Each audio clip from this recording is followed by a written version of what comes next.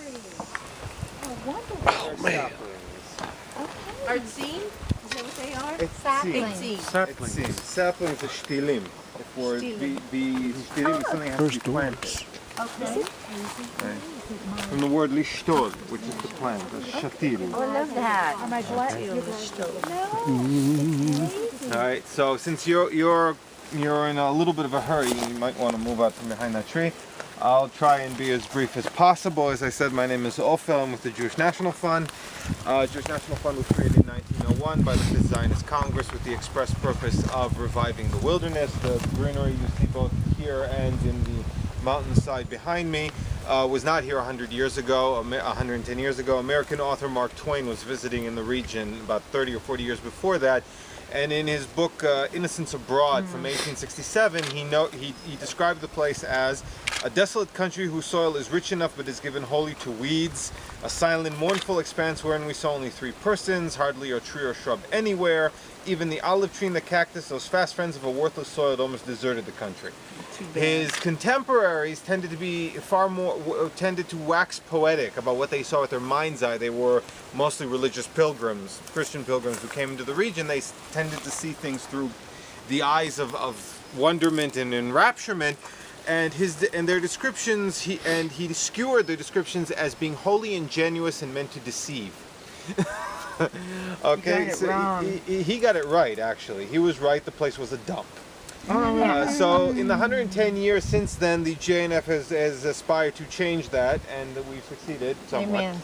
And in the 110 years of operations, we've planted well in excess of 240 million trees. Wow. Planting trees, however, is only one of the JNF's purposes, as the logo, 3 colors of the logo represents 3 general aspects.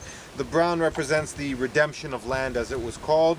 Either the purchasing of land way back then, nowadays it's not much of an issue, but way back then the Jewish National Fund was the one responsible for purchasing lands in the area, also reclamating land, preparing it for either agriculture or horticulture.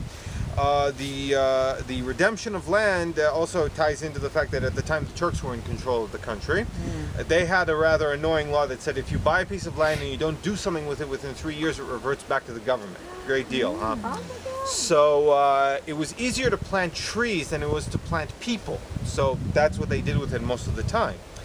As a result, we're one of the more forested countries in the world, definitely the most forested in the region. The brown, of course, represents the planting of trees, also landscapes and plants, things like that. And the blue represents water. The JNF is also responsible for decontaminating rivers, riverbeds, and building water reservoirs. We build water reservoirs at the total of several 100 billion cubic meters of water, and control about 8% of the total water supply of Israel. As a result, not a big amount, but 8% of the total of an entire country is not an insignificant amount. I do get your mailing.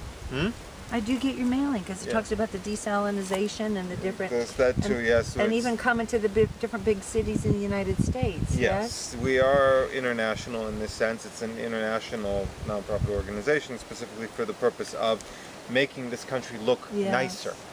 What else? Yes.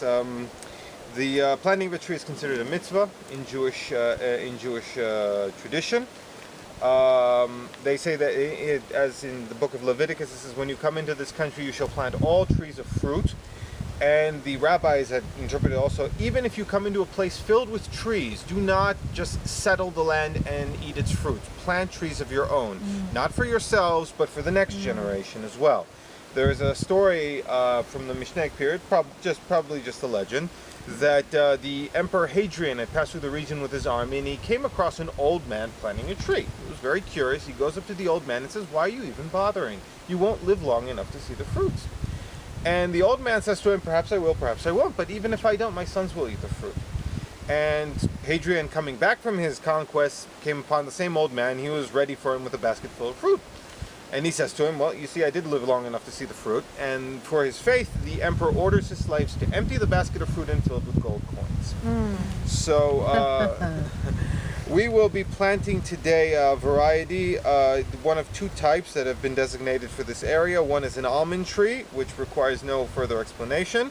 The other is a terebinth tree. It's a variety of the pistachio. There's like Cool. 14 different varieties of pistachio. This isn't the one that goes into your ice cream, sorry. The elah, as it's called in Hebrew, the terebinth, is mentioned in several occasions in the Bible. One time it is, it's a place where David fought Goliath, is called the Valley of Elah. We had Elah. a role play of that. There was a movie called with Tommy Lee Jones, if I'm not mistaken, called Oh, wow. Valley of Elah.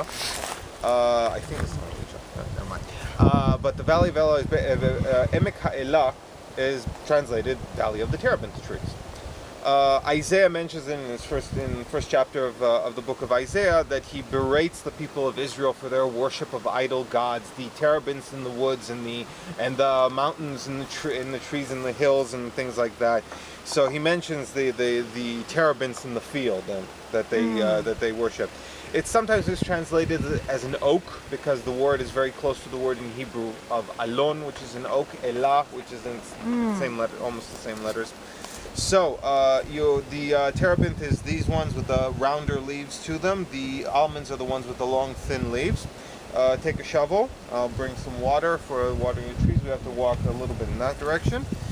At the end, you all get one of these.